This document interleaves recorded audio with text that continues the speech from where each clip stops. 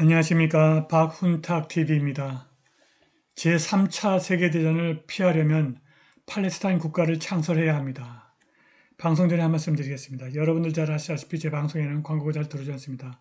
들어와도 하루나 이틀 후에 들어오거나 단가가 낮은 광고만 들어옵니다.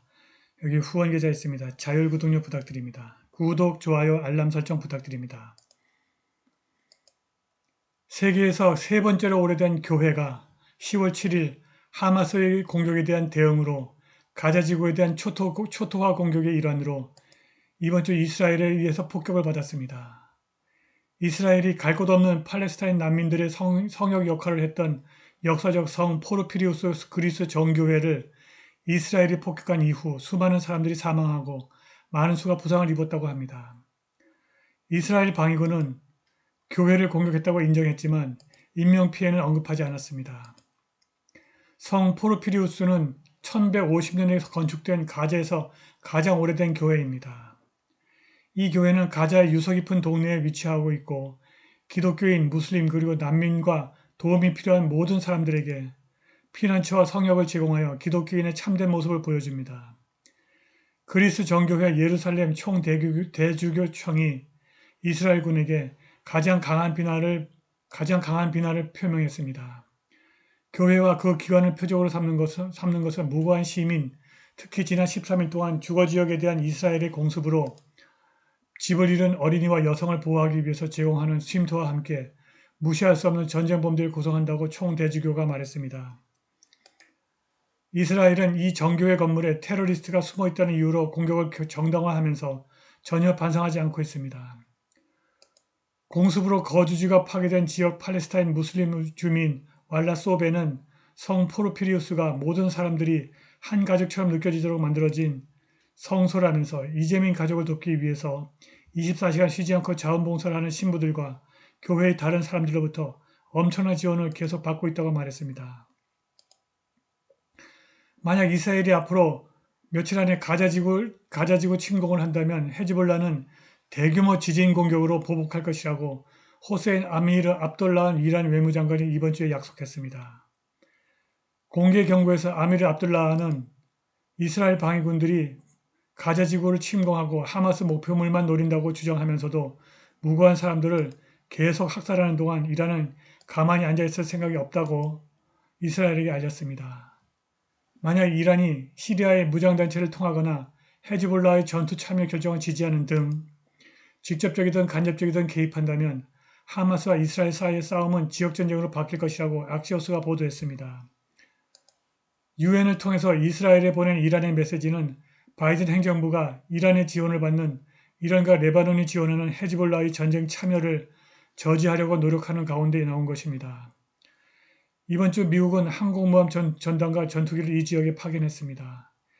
이러한 상황에 대처하려는 이러한 상황에 대해서 우려하는 한 논평가는 제가 두려워하는 것은 우리가 제3차 세계대전으로 조종당하고 있다는 것입니다. 라고 썼고 엘리트들은 지구의 인구를 줄이려고 노력해왔고 핵전쟁이 가장 빠른 방법이 될 것이라고 덧붙였습니다.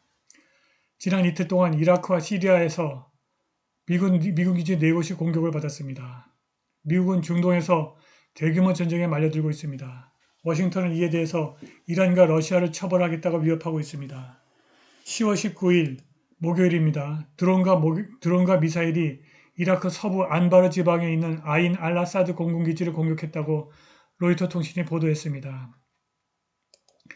기지 내부에서 수많은 폭발음이 들렸습니다. 소속사에 따르면 민간 계약자 1명이 경보음이 울리던 도중 심장마비로 사망했습니다.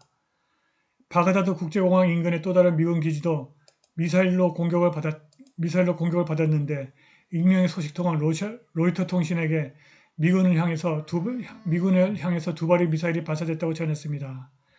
그중 한 발은 차단되었고 다른 한 발은 빈 저장시설에 명중했습니다. AP통신은 10월 18일 수요일입니다. 시리아 남동부의 알탐프 군기지를 드론이 공격해서 미군 병사 몇 명이 가벼운 부상을 입었다고 전했습니다.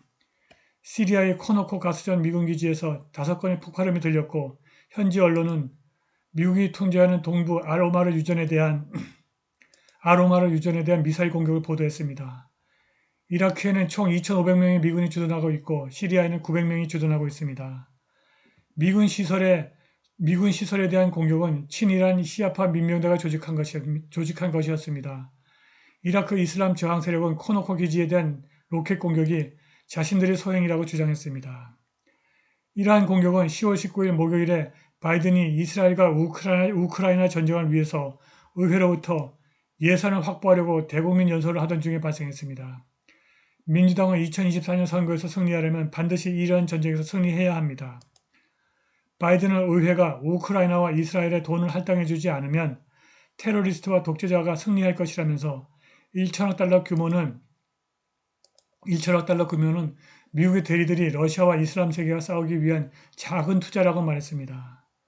바이든은 연설에서 텔아비브가 분쟁을 확산하는 것을 허용하지 않겠다고 밝혔으나 이슬람 세계는 워싱턴이 분쟁에서 이스라엘의 후원자 역할을 한다고 믿고 있습니다.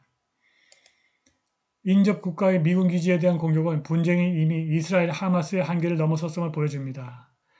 미국이 분쟁에 휘말리는 것을 막을 수 있는 유일한 방법은 팔레스타인 국가의 즉각적인 창설을 발표하는 것입니다.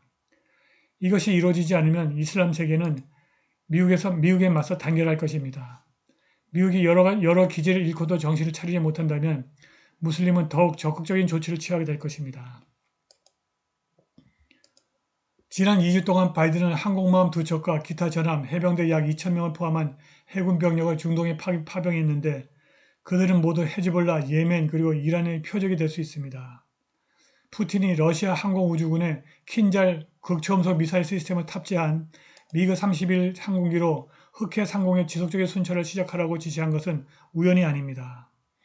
킨잘 미사일은 사거리가 3,000km가 넘고 속도는 마하 9입니다. 푸틴의 이러한 결정은 이스라엘 해안에 미군이 주둔하는 것에 대한 대응일 수 있습니다. 러시아의 명예조종사 유리 시트니크는 러시아의 이러한 움직임이 이스라엘 해안에 미군이 주둔하고 있는 것에 대한 대응일 수 있다고 믿고 있습니다.